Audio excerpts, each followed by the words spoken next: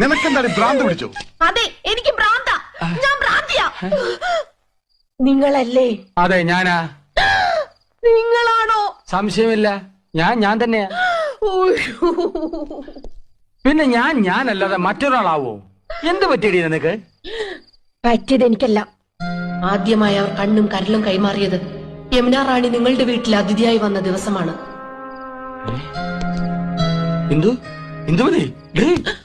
പറ, എപ്പോഴാ കൈമാറിയത്? കൈ മാറിയിട്ടില്ലല്ലോ.